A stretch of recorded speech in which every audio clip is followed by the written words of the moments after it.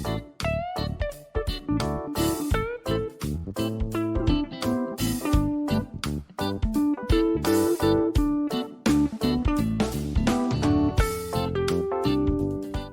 et bienvenue dans une nouvelle vidéo. Cette fois-ci, on va faire une vidéo assez courte mais très intense puisque j'ai plein de livres à vous présenter.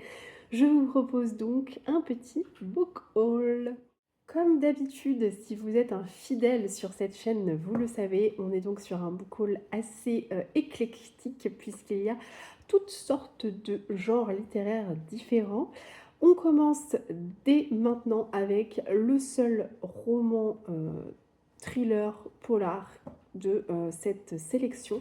Il s'agit du dernier roman de Pier Giorgio Pulixi, enfin de l'avant-dernier roman de Pier Giorgio Pulixi, puisque c'est le 3e tome de la saga de Eva Cross et Mara Rice.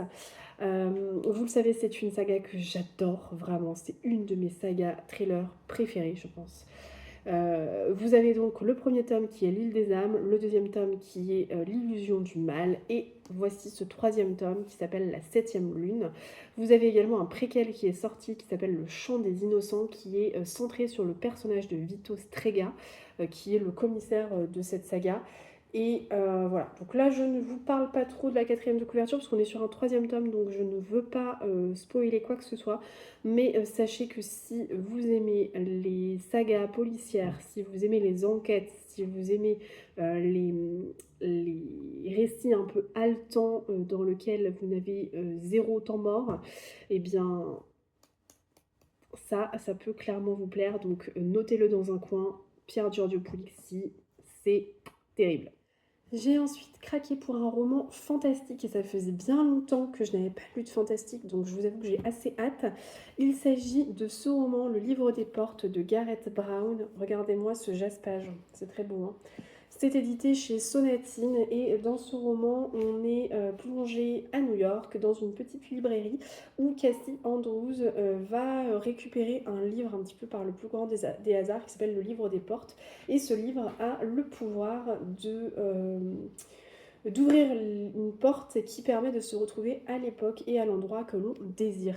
Et en fait, elle va se rendre compte qu'il y a plein d'autres livres un petit peu magiques comme ça. Vous avez le livre de la chance, le livre des illusions, le livre de la douleur. Et l'objectif, ça va être de percer un peu le mystère sur ces différents livres et de savoir d'où ils viennent. Franchement, c'est un livre qui me tente beaucoup. Je vous avoue que ce qui m'a beaucoup happée, c'est la couverture et le design, mais j'en ai très peu entendu parler, donc j'ai vraiment hâte de me plonger dans ce roman. Dites-moi si vous le connaissez et si vous avez des avis à me donner sur ce livre. J'ai également craqué pour de la fantaisie et j'ai craqué pour un roman. Celui-ci, il est encore sous blister, c'est pour ça que vous avez des reflets. Vous voyez ce petit jaspage aussi. C'est du hardback, le livre est superbe. Ça s'appelle donc Le Familier, c'est écrit par Lee Bardugo et je pense que vous en avez déjà pas mal entendu parler. C'est fort probable, en tout cas, si vous lisez de la fantasy. Cette fois-ci, on est plongé au XVIe siècle à Madrid, où on va faire la connaissance de Lucia, qui est femme de cuisine, et qui va utiliser ses pouvoirs pour venir à bout de ses corvées. Sauf que la maîtresse de maison s'en rend compte et elle va voir ici l'opportunité de pouvoir redorer un peu son image à la cour espagnole, et c'est ce qui va se passer. Et ça va l'entraîner dans des mystères bien plus sombres que ce qu'elle pouvait imaginer. Et franchement, j'ai très envie. Je pense que je le lirai pas tout de suite parce que pour moi, ce genre de roman, c'est plutôt des romans qu'on lit en automne. Mais sait-on jamais, peut-être que je vais le sortir plus tôt que prévu. On va voir. En tout cas, Lee Bardugo, j'en ai beaucoup entendu parler et j'ai hâte de découvrir ses romans. Et les 5 autres romans de ce book haul sont des romans historiques. Pour ne pas changer, vous le savez, c'est mon genre préféré, donc forcément, c'est là où je fais le plus de craquage, hein. Voilà, on va pas se le cacher. Le premier, c'est ce roman qui m'avait vraiment beaucoup attiré quand il est sorti chez Charleston en grand format. J'ai attendu sa sortie en poche. C'était Notre Terre de Kathleen Grissom. C'est un roman qui parle de la communauté indienne aux États-Unis en 1871, où on va faire connaissance d'une indienne qui va devoir épouser un chasseur de bisons, et elle va tirer un trait sur sa vie d'indienne et découvrir un peu plus conventionnelle, on va dire, américaine à cette époque-là. Voilà, donc j'ai très très hâte de le lire, j'en ai entendu beaucoup de bien. Même chose, autre roman qui est paru en grand format chez Charleston l'année dernière et qui m'a fait de l'œil, mais alors pendant un sacré temps, et je me suis retenue. J'ai attendu la sortie poche. Quand le soleil se lèvera, d'Isor Maurice. Alors autant son roman Le tatoueur d'Auschwitz ne m'a jamais tenté, en plus on en a tellement entendu parler qu'à force j'en pouvais plus. Et mon conjoint l'a lu un été et a pas du tout apprécié, donc ça m'a encore moins donné envie de le lire, mais alors celui-ci, il me tentait énormément. C'est encore un roman qui se passe à la Seconde Guerre mondiale. Ça se passe en février 1942 et c'est la Seconde Guerre mondiale, mais plutôt vue du côté de l'Asie, puisqu'on va se retrouver à Singapour qui vient de tomber entre les mains des soldats japonais.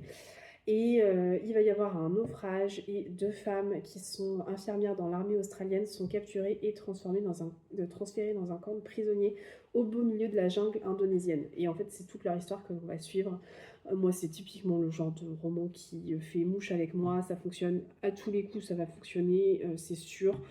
Ça fonctionne à merveille à chaque fois, je vois pas pourquoi ça ne fonctionnerait pas. Et ce sera l'occasion pour moi de me faire aussi un avis personnel sur la plume de Heather Morris, parce que j'en ai tellement entendu parler que c'est l'occasion aussi de la découvrir. Ensuite, autre roman qui se passe en Asie, et cette fois-ci au Japon, Shogun. Shogun, vous en avez peut-être entendu parler parce qu'il a été adapté sur Disney+, notamment. Donc il y a eu toute une série qui a été faite autour de ce roman. Là, c'est le tome 1, il y a 2 tomes. Donc moi, j'ai pris le tome 1, je me suis dit, on va quand même pas trop exagérer et prendre les 2 tomes d'un coup. Voyons déjà si ça me plaît. C'est un roman qui n'est pas très récent puisque sa première parution date de 1975, mais il a été réédité, et là, il est réédité, je ne sais même pas quelle est la maison d'édition.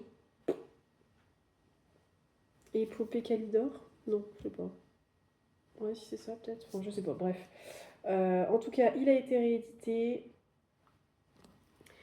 On est au Japon en 1600. On suit le personnage de John Blackthorne qui est prisonnier des samouraïs. Et c'est un petit peu toute l'histoire du Japon féodal que l'on va suivre à travers cette saga, à travers cette duologie. On va donc notamment suivre les personnages qui sont des shoguns, si j'ai bien compris.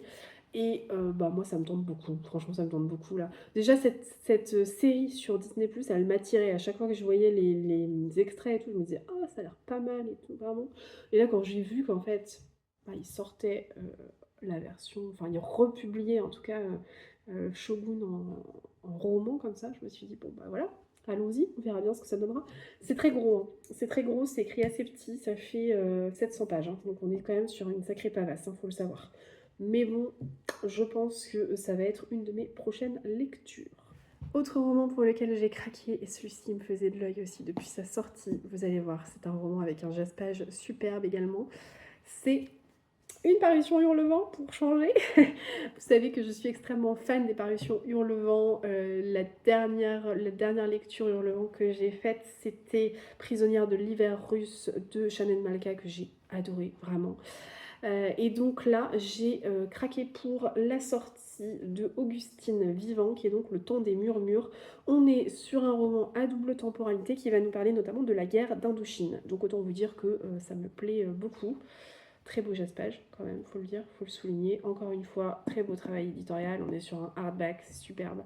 Donc voilà, je n'ai aucun doute. Je sais que ça va me plaire parce que je n'ai jamais été déçue par une parution Hurlevent.